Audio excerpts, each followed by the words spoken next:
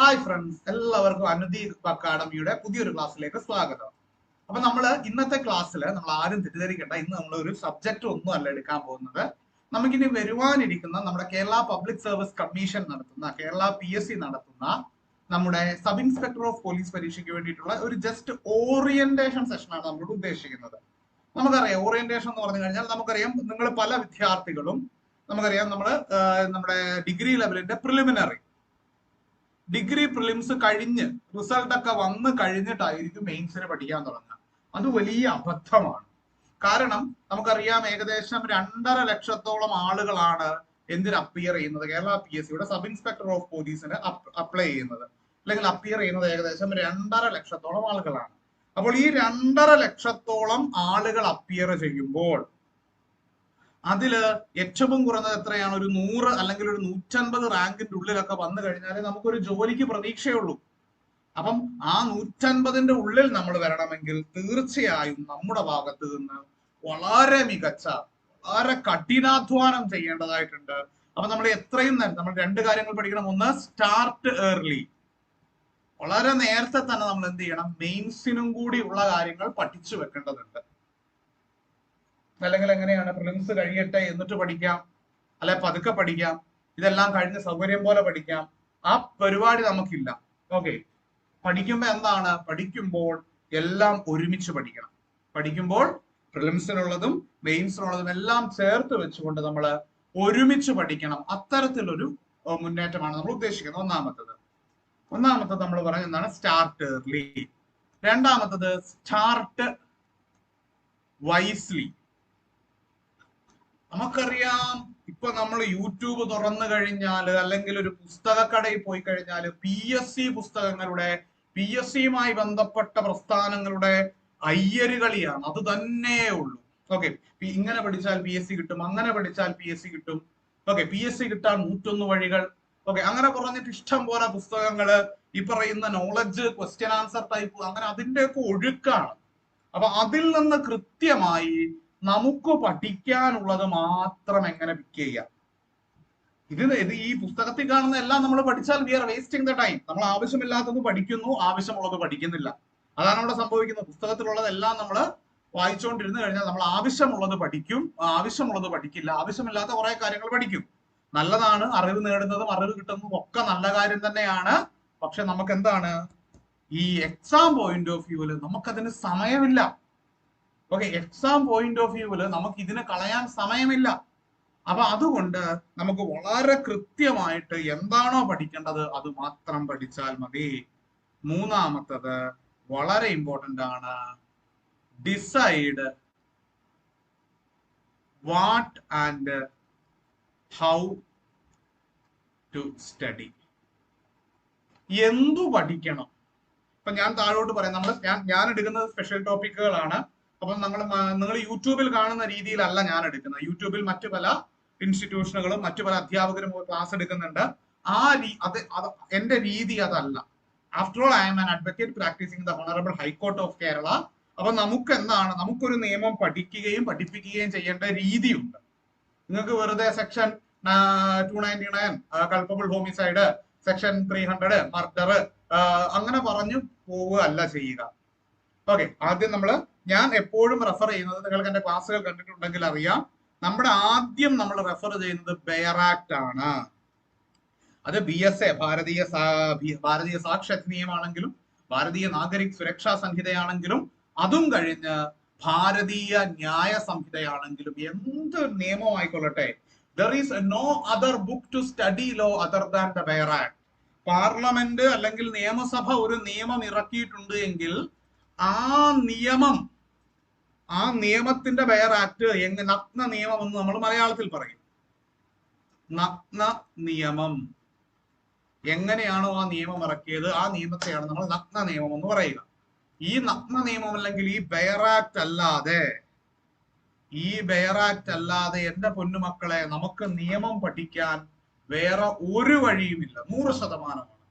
ഇപ്പൊ ക്യാപ്സ്യൂളുകൾ ഉണ്ടാവും, പക്ഷെ നമുക്ക് എക്സ്ക്ലൂസീവ് ആയിട്ട് ആ നിയമത്തിൽ പറയുന്ന ഒவ்வொരു കാര്യത്തെയും കൃത്യമായി മനസ്സിലാക്കണമെങ്കിൽ അതെങ്ങനെ മനസ്സിലാക്കാന്നൊക്കെ ഞാൻ പറഞ്ഞുതരാം. അപ്പൊ അതാണ് നമ്മൾ വാട്ട് ടു പഠി. സ്റ്റഡി. പിന്നെ ഹൗ ടു സ്റ്റഡി അതും ഞാൻ പറഞ്ഞു തന്നു. നമ്മൾ ഒരിക്കലും നമ്മുടെ ക്ലാസ്സുകളുടെ ഞാൻ അങ്ങോട്ട് എടുക്കാൻ പോകുന്ന ക്ലാസ്സുകളുടെ സ്വഭാവം ഞാൻ പറയാം. ആദ്യം BNS എടുക്കും, BNSS എടുക്കും, BSc എടുക്കും. ഇങ്ങനത്തെ ഒരു ക്ലാസ് ആണ് നിങ്ങൾ പ്രതീക്ഷിക്കുന്നതെങ്കിൽ എന്റെ ക്ലാസ് ഇങ്ങനെയല്ല. ഞാൻ ഇങ്ങനെയല്ല എടുക്കുന്നത്. ഞാൻ നിയമമായിട്ടാണ് എടുക്കുന്നത്.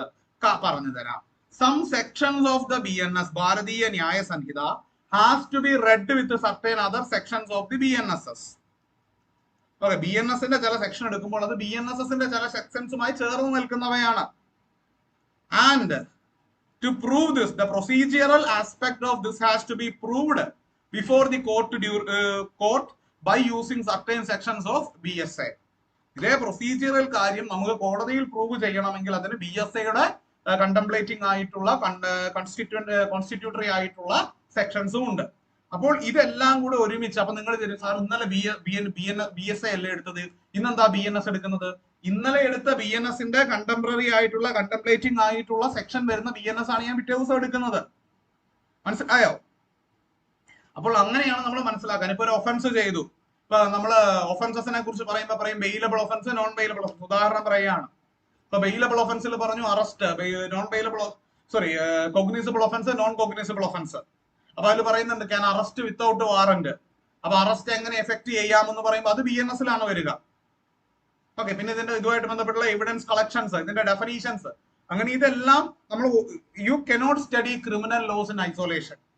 The major 3 criminal laws in India has to be studied in concurrence. One is complementary to each other. ഒന്നില്ലാതെ മറ്റൊന്നിന് നിലനിൽപ്പില്ല. മനസ്സിലായോ? ഒന്നില്ലാതെ മറ്റൊന്നും നിലനിൽക്കില്ല. അതുകൊണ്ട് തന്നെ നമ്മൾ എന്തായിരിക്കണം, ക്രിമിനൽ നിയമങ്ങൾ പഠിക്കുമ്പം ഓരോന്നും ഒറ്റയ്ക്ക് പഠിച്ചു കഴിഞ്ഞാൽ ഒന്നും പഠിക്കില്ല.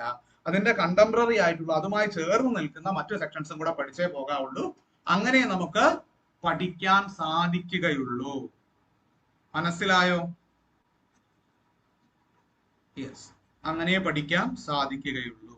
സെറ്റ് അല്ലേടെ? യെസ്, പക്കാ സെറ്റ് അല്ലേ? സംശയമൊന്നുമില്ലല്ലോ.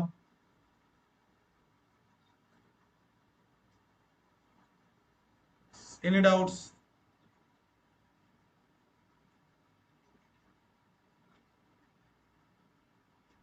Yes, any doubts?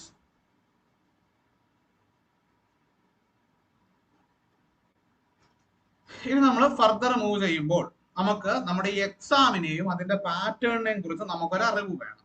അതാണ് ആദ്യം പറയുന്നത്. നമുക്കറിയാം, ഞാൻ മെയിൻസിന്റെ കാര്യമാണ് പറയുന്നത്. കേരള PSC നടത്തുന്ന സബ് ഇൻസ്പെക്ടർ ഓഫ് പോലീസ് പരീക്ഷയ്ക്ക് നമുക്ക് 100 മാർക്കിന്റെ മെയിൻസ് പരീക്ഷയാണ് ഉള്ളത്. 100 മാർക്കാണ് മെയിൻസ്. അതിൽ 55-45 എന്നാണ് കിടക്കുന്നത്. 55 മാർക്ക് ജനറൽ ആയിട്ടുള്ള general knowledge, current affairs, history, constitution അല്ല, കോൺസ്റ്റിറ്റ്യൂഷൻ വേറെ 7 മാർക്കിന്റെ വേറെ ഉണ്ട്. ഹിസ്റ്ററി, ഈ പറയുന്ന പോലെ biology, basic health and sciences, English, maths, Malayalam, general ability തുടങ്ങിയുള്ള കാര്യങ്ങളാണ് 55 മാർക്കിൽ വരിക. 45 മാർക്ക് സ്പെഷ്യൽ ടോപ്പിക് ആണ്. ഇമ്പോർട്ടന്റ് ആയിട്ട് മനസ്സിലാക്കുക. അതിൽ 10 മാർക്ക് സൈക്കോളജിയാണ്. ഓക്കെ, ആ 10ൽ സാധാരണഗതിയിൽ മുമ്പ് വർഷത്തെയുള്ള ക്വസ്റ്റ്യൻ പേപ്പറുകൾ നിങ്ങൾ അനലൈസ് ചെയ്താൽ മനസ്സിലാകും, നമുക്കൊരു 5 എണ്ണമൊക്കെ പരമാവധി കിട്ടുള്ളൂ. മാക്സിമം കിട്ടുന്നത് 5 മാർക്കൊക്കെയാണ് 10 എണ്ണത്തിൽ. സൈക്കോളജി വളരെ ടഫാണ്. പിന്നെ മറ്റു നിയമങ്ങളുണ്ട്. കോൺസ്റ്റിറ്റ്യൂഷൻ, അതിന് 7 മാർക്കുണ്ട്. അത് 7 out of 7 അടിക്കുന്ന കുട്ടികളുണ്ട്. അപ്പൊ ഇങ്ങനെയാണ് പോകുന്നത്. ഞാൻ എടുക്കുന്നത് 15 മാർക്കിന്റെ ടോപ്പിക്സ് ആണ്. ഞാൻ നിങ്ങൾക്ക് എടുക്കുന്നത് ഒരു 15 മാർക്കിന്റെ ടോപ്പിക്സ് ആണ്. ദാറ്റ് ഈസ് ഫ്രം ഭാരതീയ ന്യായ സംഹിത, ഭാരതീയ നാഗരിക് സുരക്ഷാ സംഹിത ആൻഡ് ഭാരതീയ സാക്ഷ്യ അധിനിയം, എല്ലാം ഓഫ് 2023. 2023 ഭാരതീയ ന്യായ സംഹിത, ഭാരതീയ നാഗരിക് സുരക്ഷാ സംഹിത, ഭാരതീയ സാക്ഷ്യ അധിനിയം, ഇവയെല്ലാം കൂടെ ചേർന്നുകൊണ്ടാണ് നമ്മൾ എന്ത് ചെയ്യുന്നത്? നിയമം.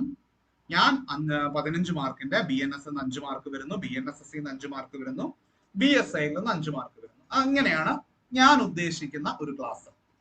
അപ്പൊ ഇതിൽ തന്നെ കൃത്യമായിട്ട് നമുക്ക് ഓരോന്നിലും എന്തു പഠിക്കണം. 5 മാർക്ക് വെച്ച് വരുമ്പോൾ ഓരോന്നിലും ഇപ്പൊ BNS എടുക്കുകയാണെങ്കിൽ ഒരു സീരീസ് ഓഫ് ഒഫൻസസ് പറഞ്ഞിട്ടുണ്ട്, കുറെ ഒഫൻസസ് പറഞ്ഞിട്ടുണ്ട്, കുറച്ചധികം ഡെഫിനീഷൻസ് പറഞ്ഞിട്ടുണ്ട്. അപ്പൊ അതിലെല്ലാം പഠിക്കേണ്ടതുണ്ടോ? ഉണ്ട്. കൃത്യമായിട്ട് പറയാം. എന്തൊക്കെ അതിൽ പറഞ്ഞിട്ടുണ്ടോ സിലബസിൽ കൃത്യമായി പറഞ്ഞിട്ടുണ്ട്. അതൊക്കെ പഠിക്കണം. അതൊക്കെ പഠിക്കുമ്പോൾ നമ്മൾ മനസ്സിലാക്കേണ്ട പ്രധാനപ്പെട്ട 2 കാര്യങ്ങൾ. ചില കാര്യങ്ങൾ നമുക്ക് ഒരിക്കലും ഒഴിവാക്കാൻ കഴിയില്ല. അതിൽ ഒന്നാമത്തതാണ് chapter 3 of BNS, Bharatiya Nyaya സംഹിതയുടെ ചാപ്റ്റർ 3. എന്താ ഭാരതീയ ന്യായ സംഹിതയുടെ chapter 3? General exceptions. Okay, chapter 1 introduction ആണ്, ചാപ്റ്റർ 2 പണിഷ്മെന്റ്സ് ആണ്, ചാപ്റ്റർ 3 ജനറൽ എക്സെപ്ഷൻസ്. ഞാൻ ക്ലാസ്സുകൾ എടുക്കുമ്പോൾ ഞാൻ അതിനെ കുറിച്ച് ഡീറ്റെയിൽ ആയിട്ട് പറഞ്ഞു തരാം. എന്താണ് ജനറൽ എക്സെപ്ഷൻസ്, എന്തുകൊണ്ടാണ് അത് വരുന്നത് തുടങ്ങിയ കാര്യങ്ങൾ. ഒരു കാരണവശാലും നമുക്ക് ഈ 5 മാർക്കിൽ 1 മാർക്ക് ജനറൽ എക്സെപ്ഷൻസിൽ നിന്നുള്ളത് തന്നെയാണ്. നിങ്ങൾ മുന്നേ ഏത് വർഷത്തെ ചോദ്യപേപ്പർ എടുത്ത് നോക്കിയാലും 5-ൽ 1 മാർക്ക് ജനറൽ എക്സെപ്ഷൻ ആണ്. ഇനി രണ്ടാമത്തത് നമുക്ക് നോക്കേണ്ടത് offences against woman and children. Important ആണ്. ഓക്കെ, പർട്ടിക്കുലർലി ഞാൻ ഇപ്പോഴത്തെ ഒരു രാഷ്ട്രീയ സാഹചര്യവും മറ്റു കാര്യങ്ങളും ഒക്കെ ഒന്ന് നോക്കിക്കഴിഞ്ഞാൽ സെക്ഷൻ 69 ഓഫ് ദി BNS നിങ്ങൾ പ്രത്യേകമായിട്ടൊന്ന് പഠിക്കണം. ദാറ്റ് ഈസ് എന്താണ്? വിവാഹ വാഗ്ദാനം നൽകി പീഡിപ്പിച്ചു എന്ന് ചാനലിൽ കണ്ടിട്ടില്ലേ? Obtaining consent through deceitful means. Okay, false promise of marriage. അപ്പൊ ഞാൻ കരുതുന്നത് ഇപ്പോഴത്തെ ഒരു കറണ്ട് അഫയേഴ്സും BSCയുടെ ഒരു ട്രെൻഡും ഒക്കെ അനലൈസ് ചെയ്തുകൊണ്ട് ഞാൻ കരുതുന്നത് ഉറപ്പായും സെക്ഷൻ 69 ബന്ധപ്പെട്ടൊരു ചോദ്യം ഉണ്ടാകാൻ സാധ്യതയുണ്ട്. അതില്ല എങ്കിലും offences against woman and children നിർബന്ധമായും ഉറപ്പായും അതിൽ നിന്നൊരു ചോദ്യം ഉണ്ടാകും. ഒഫൻസസ് അഗെയിൻസ്റ്റ് വുമൺ ആൻഡ് ചിൽഡ്രനിൽ നിന്ന് ഉറപ്പായും ഒരു ചോദ്യം ഉണ്ടാകും. അതൊന്ന് മനസ്സിലോർത്ത് വെക്കുക. ഇനി മൂന്നാമതായിട്ട് വരുന്നത് ഇത് രണ്ടെണ്ണമാണ് പ്രധാനമായിട്ട് പഠിക്കേണ്ടത്. ഒഫൻസസ് അഗെയിൻസ്റ്റ് സ്റ്റേറ്റ്, അതൊക്കെ നമ്മൾ നമ്മൾ പറഞ്ഞു പോകും. പക്ഷെ നമ്മൾ ഈ ക്വസ്റ്റ്യൻ പേപ്പേഴ്സ് ഒക്കെ അനലൈസ് ചെയ്ത് PSCയുടെ ഒരു ഫോക്കസ് ഏരിയകളുണ്ട്. അതിൽ നിന്നായിരിക്കും ഇതൊക്കെ നമ്മൾ ജസ്റ്റ് പറഞ്ഞു പോകും. ഇപ്പൊ ഒഫൻസസ് അഗെയിൻസ്റ്റ് സ്റ്റേറ്റിൽ തന്നെ കൗണ്ടർ ഫീറ്റിംഗ് ഉണ്ട്, ഫോർജറി ഉണ്ട്, അങ്ങനെയുള്ള കൗണ്ടർ ഫീറ്റിംഗ് കറൻസി ഉണ്ട്, അങ്ങനെയുള്ള ചെറിയ ഒഫൻസസ് ഉണ്ട്. അതൊക്കെ നമ്മൾ പെട്ടെന്ന് പറഞ്ഞു പോകും. ഇതുപോലെ PSC സ്ഥിരമായി ചോദിക്കുന്ന മേഖലകൾ, PSCയുടെ ഇഷ്ട മേഖലകളിൽ നമ്മൾ പട്ടപടാന്ന് ചോദ്യങ്ങൾ ഇടും. ഓക്കെ, അത് ഡീറ്റെയിൽ ആയിട്ട് തന്നെ പറയും. അപ്പൊ അതാണ് ഞാനിവിടെ ഉദ്ദേശിക്കുന്നത്, ഓരോന്നും എങ്ങനെ പഠിക്കണം എന്നുള്ളത്. ഭാരതീയ ന്യായ സംഹിത BNS പഠിക്കുമ്പോൾ നമ്മൾ ആദ്യം ഒരു ഒഫൻസിനെ കുറിച്ച് പഠിക്കണം. അത് ഇമ്പോർട്ടന്റ് ആണ്. അതായത് ഇപ്പം മർഡർ. ഓക്കെ, മർഡർ എന്ന് പറയുന്ന ഒരു ഒഫൻസ് ഞാൻ അങ്ങോട്ടും ഇങ്ങോട്ടും തിരിഞ്ഞ് IPCയും BNSഉം അങ്ങോട്ടും ഇങ്ങോട്ടുമാണ് പറയുന്നത്.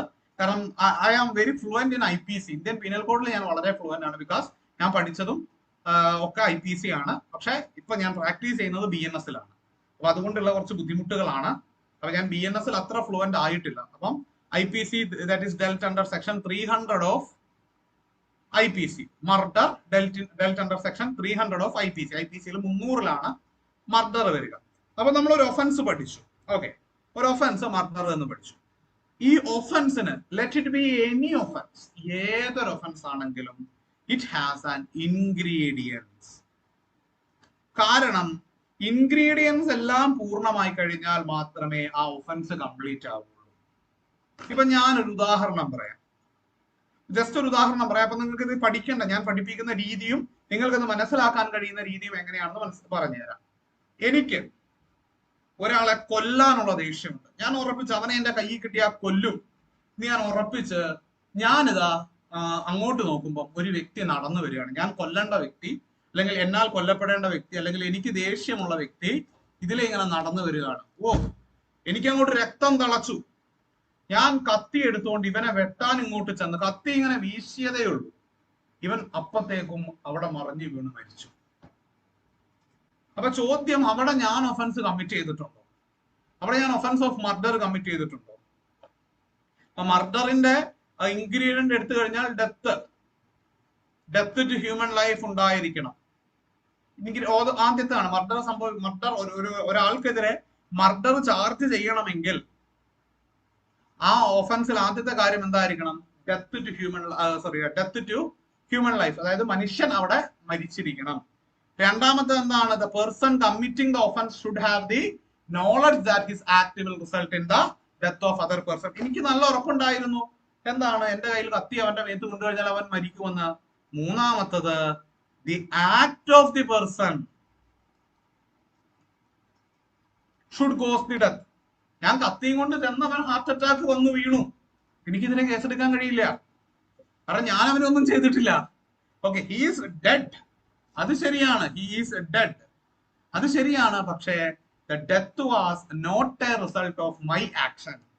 The death was not a result of my action, but it was a result of his cardiac arrest. അപ്പൊ എന്തല്ല, എനിക്കെതിരെ മർഡർ ചാർജ് ചെയ്യാൻ കഴിയില്ല. അതുകൊണ്ടാണ് നമ്മൾ ഓരോ ആക്ട് എടുക്കുമ്പോൾ ഇപ്പൊ നിങ്ങൾ തന്നെ പല കേസുകൾ കണ്ടിട്ടുണ്ടാവും, പ്രതിയെ വെറുതെ വിട്ടു കുറ്റമുക്തനാക്കി, പല കാരണങ്ങൾ ഉണ്ടാകും. അതിലൊരു കാരണം എന്ന് പറയുന്നത് ഈ ചാർജ് ചെയ്തിരിക്കുന്ന ഒഫൻസസിന്റെ ഇൻഗ്രീഡിയൻസ് എടുക്കുമ്പം അത് എല്ലാം കറക്റ്റ് ആയിട്ട് മാച്ച് ആവില്ല. അപ്പൊ നമ്മളൊരു ഒഫൻസ് പഠിക്കുമ്പോൾ അതിന്റെ കൂടെ പഠിക്കേണ്ട സാധനമാണ് ഇൻഗ്രീഡിയൻസ്. കാരണം ചില ഒഫൻസസ് നമ്മൾ പഠിക്കുമ്പോൾ അതിന് മുടിനാരിഴയുടെ വ്യത്യാസം ഉണ്ടാവുള്ളൂ. ഇപ്പൊ മർഡർ, ഉദാഹരണം പറയാം, മർഡറും കൾപ്പബിൾ ഹോമിസൈഡും, മർഡറും കൾപ്പബിൾ ഹോമിസൈഡും, കൊലപാതകവും നരഹത്യയും, ഇവ രണ്ടും തമ്മിൽ വളരെ ചെറിയ വ്യത്യാസമേ ഉള്ളൂ, ഒരു മുടിനാരിഴയുടെ വ്യത്യാസമേ ഉള്ളൂ. അപ്പൊ ഇവ രണ്ടും നമ്മൾ പഠിക്കുമ്പോൾ ഇതിന്റെ ഇൻഗ്രീഡിയൻസ് കൃത്യമായിട്ടല്ല നമ്മൾ പഠിക്കുന്നത് എങ്കിൽ ചോദ്യം കാണുമ്പം ഇത് മർഡർ കുത്തും, പക്ഷെ ചോദ്യത്തിൽ കൊടുത്തിരിക്കുന്നതിന്റെ അത് കറക്റ്റ് ആയിട്ട് വായിച്ചു കഴിയുമ്പോൾ അത് ചിലപ്പോൾ എന്തായിരിക്കും, അത് കൾപ്പബിൾ ഹോമിസൈഡ് ആയിരിക്കും. അപ്പൊ അതുകൊണ്ട് ഒരു ഒഫൻസ് പഠിക്കുമ്പോൾ ആദ്യം പഠിക്കേണ്ടത് അതിന്റെ ഇൻഗ്രീഡിയൻസ് ആണ്. ഇനി മറ്റൊരു ഇതുപോലെ തന്നെ സ്ഥിരം തെറ്റിക്കുന്ന ഒന്നാണ് റോങ്ഫുൾ റിസ്ട്രെയിൻറ്റും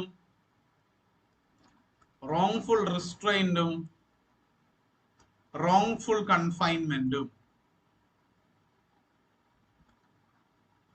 ഓക്കെ, നമ്മൾ ഇതുപോലെ തെറ്റിക്കുന്ന ഒന്നാണ് റോങ്ഫുൾ റിസ്ട്രെയിൻറ്റും റോങ്ഫുൾ കൺഫൈൻമെന്റും. ഓക്കെ, അപ്പൊ അത് രണ്ട് തമ്മിലുള്ള എന്താണ് റിസ്ട്രെയിൻറ്റ് എന്ന് പറഞ്ഞു കഴിഞ്ഞാൽ, ഒരാള് നേരെ പോകുന്നു, ഇങ്ങനെ 4 വഴിയുള്ള ഒരു മുക്കിൽ നമ്മൾ നിൽക്കുകയാണ്. ഈ മുക്കിൽ നിൽക്കുമ്പോൾ ഇവിടുന്ന് ഒരാൾ ഇങ്ങോട്ട് വരുന്നത്, നമ്മൾ ഈ വഴി നമ്മൾ ബ്ലോക്ക് ചെയ്തു, ഈ വഴി കേട്ടോ, ഈ വഴി നമ്മൾ ബ്ലോക്ക് ചെയ്തു, അവൻ ഇതിലെ കൂടെ പോയി.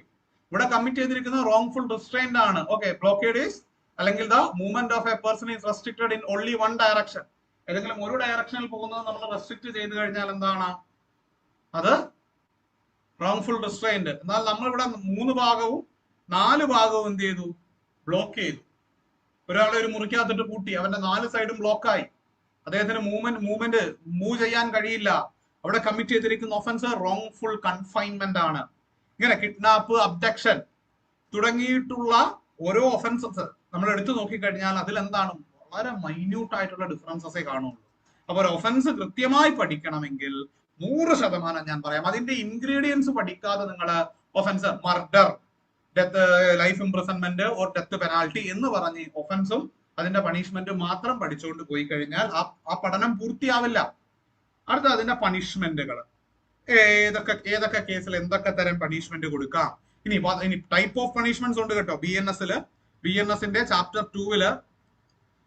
2 section 4, okay, section 4 chapter 2 of BNS deals with 6 punishments, 6 type of പണിഷ്മെന്റ്സിനെ കുറിച്ച് പറയുന്നുണ്ട്. അപ്പൊ അത്തരത്തിലുള്ള കാര്യങ്ങളുണ്ട്, അത് നമ്മൾ മനസ്സിലാക്കേണ്ടിയിരിക്കുന്നു. അപ്പൊ ഓരോ കേസിൽ ഏതൊക്കെ, ഇപ്പൊ ന്യൂലി ആഡഡ് പണിഷ്മെന്റ് ആണ് section 4 sub clause F, ABCDEF. Okay, yes, BNSന്റെ സെക്ഷൻ 4 സബ് ക്ലോസ് Fൽ ആഡ് ചെയ്തിരിക്കുന്ന പുതിയ പണിഷ്മെന്റ് ആണ് ഇത്, കമ്മ്യൂണിറ്റി സർവീസ്. കമ്മ്യൂണിറ്റി സർവീസ് എന്ന് പറയുന്നത് പുതിയതായിട്ട് ആഡ് ചെയ്യപ്പെട്ട ഒരു സർവീസ് ആണ്.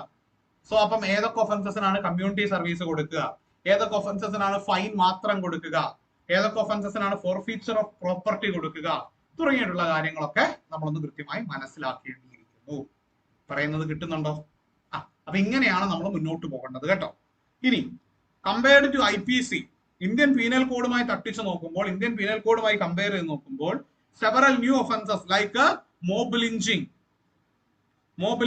caste-based offenses,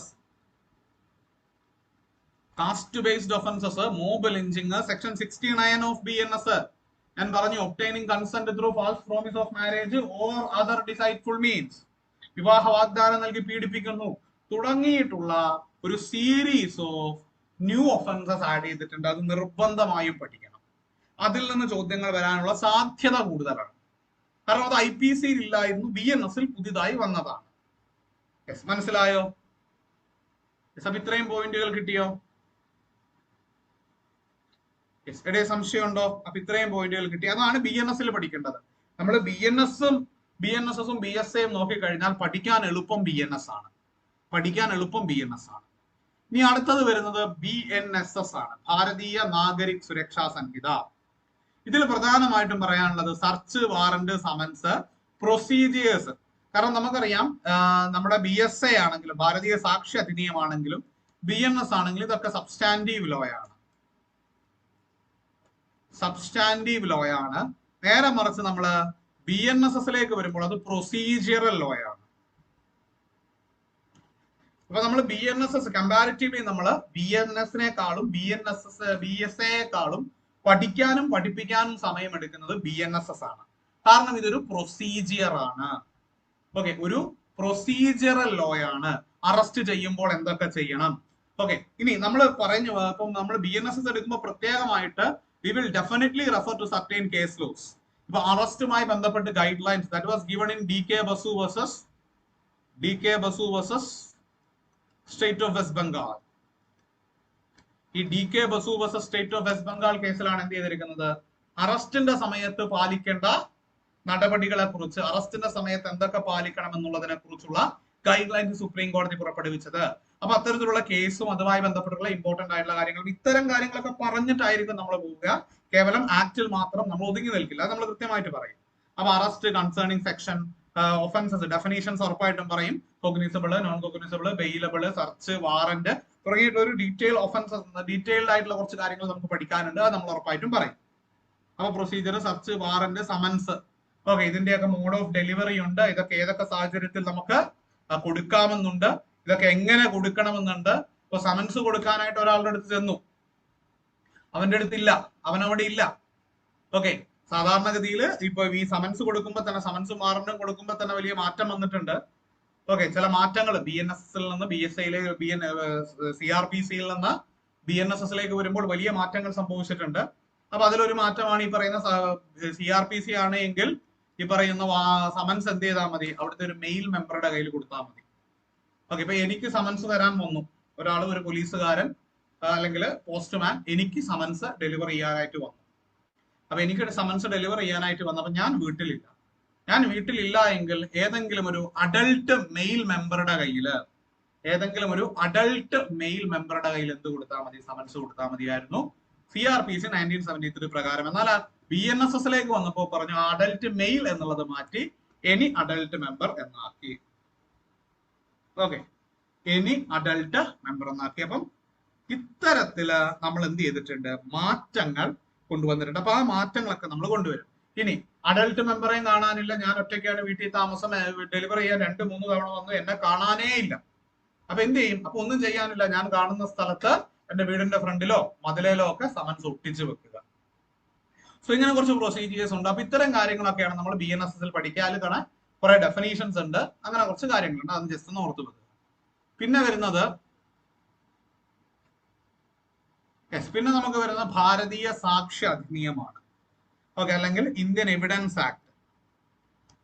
അപ്പൊ ഇന്ത്യൻ എവിഡൻസ് ആക്ട് 1872 മാറിയിട്ടാണ് നമുക്ക് ഭാരതീയ സാക്ഷ്യ അധിനിയം 2023 വന്നത്. അപ്പം ഈ ഭാരതീയ സാക്ഷ്യ അധിനിയം നമുക്ക് ഏറ്റവും വലിയൊരു അനുഗ്രഹം എന്താണെന്ന് വെച്ച് കഴിഞ്ഞാൽ, എവിഡൻസ് ആക്ട് ഈ BNSO IBNSO മാറ്റിയതുപോലെ എളുപ്പമല്ലായിരുന്നു. It is a very complicated law. Bharatiya Sakshya Adhiniyam എടുത്തു കഴിഞ്ഞാൽ it is very very very complicated law. So അപ്പൊ എന്ത് ചെയ്തു, അപ്പൊ നമ്മൾ ബേസിക് കോൺസെപ്റ്റ്, അപ്പൊ നമുക്ക് അത് കൂടുതലായിട്ടും ഇന്ത്യൻ എവിഡൻസ് ആക്ടിലെ കാര്യങ്ങൾ തന്നെയാണ് നമുക്ക് കൂടുതലായിട്ടുള്ളത്. കുറച്ച് ബേസിക് കോൺസെപ്റ്റുകൾ ഉണ്ട്. അഡ്മിഷൻ എന്താണ്, കൺഫെഷൻ എന്താണ്, 27 റിക്കവറി എന്താണ്, അങ്ങനെയുള്ള കുറച്ച് കാര്യങ്ങൾ, റെലവൻസി ഓഫ് ഫാക്ട്സ് എന്താണ് തുടങ്ങിയിട്ടുള്ള ബേസിക് ആയിട്ടുള്ള, അത് സത്യം പറഞ്ഞാൽ എവിഡൻസ് ആക്ടിലുള്ള അതേ സാധനങ്ങൾ ഇപ്പുറത്തോട്ട് എടുത്ത് കോപ്പി പേസ്റ്റ് ചെയ്ത് വെച്ചിട്ടേ ഉള്ളൂ, അത്രേ ഉള്ളൂ. പിന്നെ ഈ പറയുന്ന പോലെ പുതിയ എവിഡൻസുകൾ, അതായത് പുതിയ ഒരു പ്രൊവിഷൻ അതിൽ വന്നത് ഓഡിയോ വീഡിയോ എവിഡൻസുകളാണ്. ഓക്കെ, അതായത് നമ്മുടെ ഇന്ത്യൻ എവിഡൻസ് ആക്ടിൽ there was no provision for audio video evidences, but when it came to the ഭാരതീയ സാക്ഷ്യ അധിനിയം, ഭാരതീയ സാക്ഷ്യ അധിനിയമത്തിലേക്ക് വന്നപ്പോൾ അവിടെ എന്തുണ്ട്, ഓഡിയോ വീഡിയോ എവിഡൻസസിന്റെ പ്രൊവിഷൻ ഉണ്ട്. വെരി ഇമ്പോർട്ടന്റ് ആണ്. മറ്റൊന്നാണ് ന്യൂ ഏജ് എവിഡൻസസ്. അത് എവിഡൻസ് കളക്ഷൻ മെത്തേഡുമായി ബന്ധപ്പെട്ടുകൊണ്ടുള്ള ഈ പറയുന്ന എത്തിക്കലി ഹാക്ക് ചെയ്ത ഒരു ഡാറ്റ, അത് നമുക്ക് എവിഡൻസ് ആയിട്ട് എടുക്കാൻ കഴിയുമോ? അൺഎത്തിക്കലി അല്ലെങ്കിൽ ഇല്ലീഗലി റെഫ്യൂട്ട് ചെയ്ത ഒരു ഡാറ്റ നമുക്ക് എടുക്കാൻ കഴിയുമോ?